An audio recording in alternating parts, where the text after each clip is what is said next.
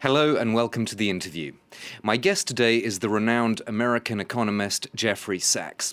He is Professor of Sustainable Development at Columbia University and Special Advisor to the UN Secretary General on the Sustainable Development Goals, a set of 17 global objectives adopted in 2015. Jeffrey Sachs began his career at Harvard University and came to prominence internationally in the 1980s and 90s as an economic advisor to governments in Latin America, Eastern Europe, and the former Soviet Union. Professor Sachs is a prolific commentator and author, and his latest book is A New Foreign Policy Beyond American Exceptionalism. Welcome to the program. Thank you. Good to be with you. So let's start with the tensions between the US and Iran and the seeming madness of the US picking a fight with Iran at a time when the Islamic State organization is regrouping and the state of Iraq is in such a fragile situation. What do you make of this? Well, the tragedy is the world had negotiated a sound agreement. Iran and the rest of the world, the so-called JCPOA, the Plan of Action agreed in 2015 for Iran to stop its nuclear program and to restore normal relations. This is the right approach. Europe is strongly backing it to this moment, but the United States under Trump, one country said, no, we try to break this international agreement. It has brought us now to the brink of war. It is a kind of madness. The U.S. Under Trump, but a lot of the U.S. establishment has been obsessed with Iran for decades.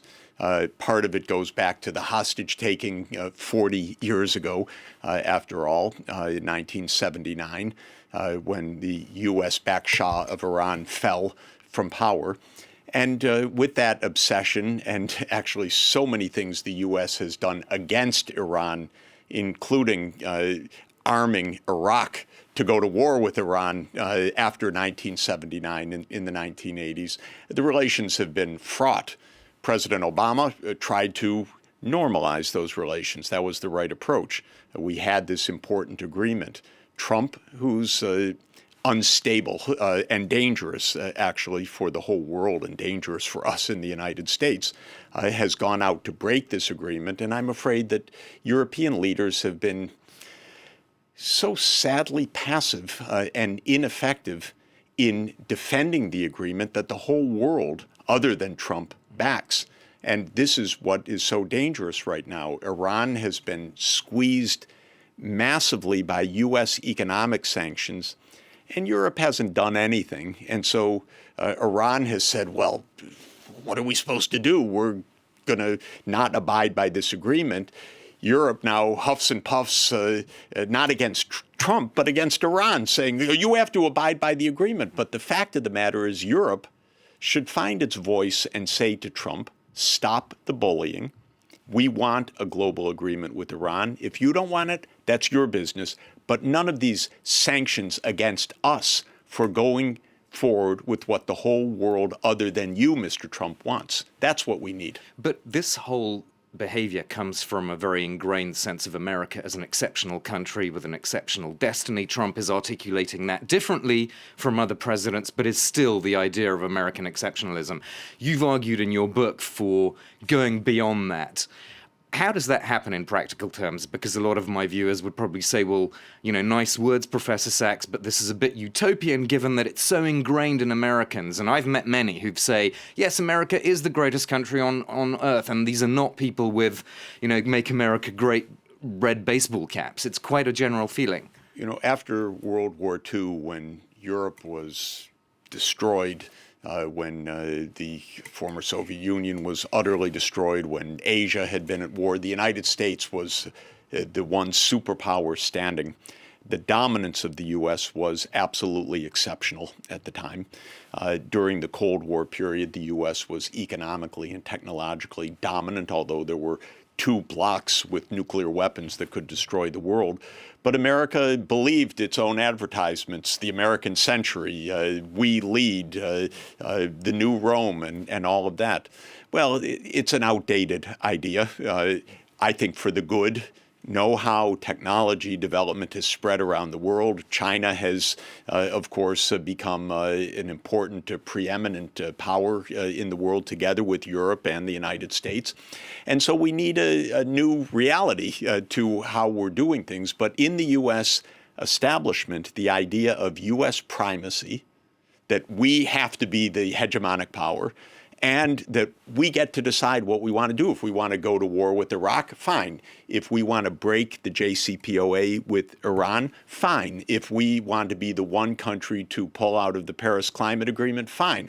It's a little crazy when you're just one versus the other 192 members of the United Nations. So what I'm saying to the American people primarily is, look, it's not working. We've been at failed war after war. We're spending trillions of dollars in Iraq, in Afghanistan, in Syria, in Libya. It's been disaster after disaster. This exceptionalism, it is self-destructive. Now we're doing it on climate. We're on the brink of war with Iran. We can't play that game. We're not right in what we're saying. We're not powerful enough to do this. But what disappoints me, frankly, is that the habits of mind are not only the bad habits of the U.S., but where is Europe's foreign policy? Europe needs a standalone foreign policy to reflect a democratic and socially inclusive Europe, which is what Europe represents in the world. And it can't just go along with the United States, but it's gotten into a habit of, okay, if Trump's saying this, we don't want to say too much. And this is not sound right now. We have one bully, absolutely in the wrong direction, and the rest of the world has to say no to the bullying.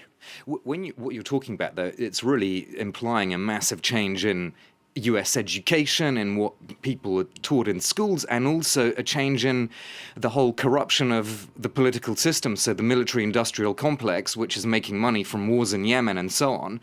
You're talking about a really profound change here. Well, we are seeing the realities, actually, and that's why what I'm saying is not the leading edge. It's saying, look back over the last 25 years, Since if you Afghanistan, will. for example, 2001. You could go back to Vietnam when the U.S. picked up France's imperial war, which France had been smart enough to get out of, and the U.S. picked that one up also. So the mistakes go back a long time, but it's pretty vivid in the last 20 years, since George W. Bush came into office. Wars in Afghanistan, in Iraq in 2003, in Syria, where the U.S. played a really dark role in creating that disaster. In Libya, okay, that was a so-called NATO, but not a good idea. Now we're trying to salvage pieces from that. Now with Iran, I think it's pretty self-evident, hey, this is not working. And so when I say we need a new foreign policy, it's actually in the context of a lot of failure, a lot of cost. And when you get to the United States these days, as visitors know when they arrive at our airports, the infrastructure is broken down everywhere. We're not investing in our own children. We're not investing in our infrastructure. We still have the military-industrial complex. We still have more than 700 military bases around the world.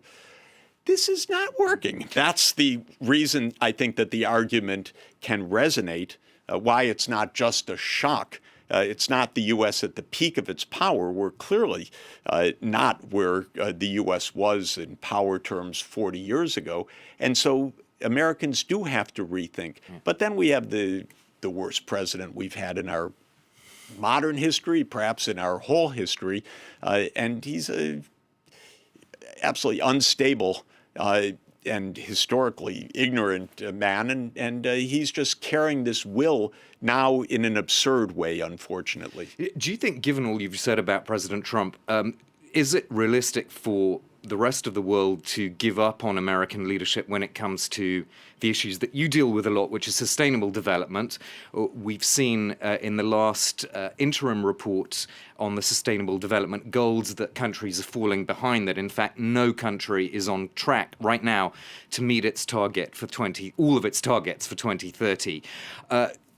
Is American leadership still important to achieve those targets, or is there another way without America to go forward there? I think a couple of things to say. First, America is one out of 193 UN member states. We are about 4.2% of the world population, so there's more than 95% of the world population that can do a lot of things, even if the U.S. is on the sidelines. Third, and very important, the American people are not as weird as Donald Trump. Donald Trump happens to be the president, but the American people are mostly normal, actually, nice people, in fact, mostly the case. So on issues like climate change, the overwhelming majority of Americans want U.S. action on climate change. The overwhelming majority of Americans want to stay in the Paris Agreement.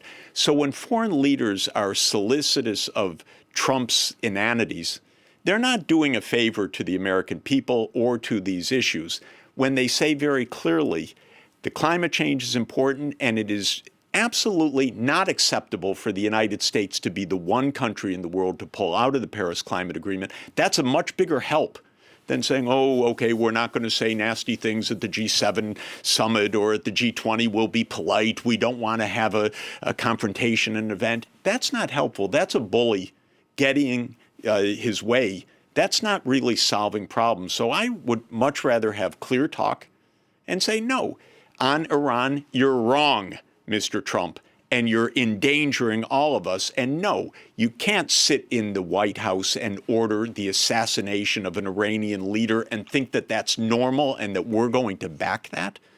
Or on climate change, no. Or on cutting development aid, no.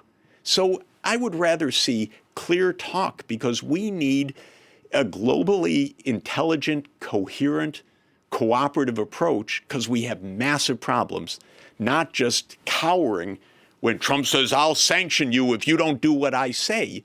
That has to be called for what it is: unacceptable bullying that is against the UN Charter, against Europe's interests, and against the world's interests. We've run out of time, but thank you so much for this very interesting discussion, Professor Sachs from Columbia University. That's all we have time for on this edition of The Interview. Do stay tuned. News coming up very shortly here on France 24.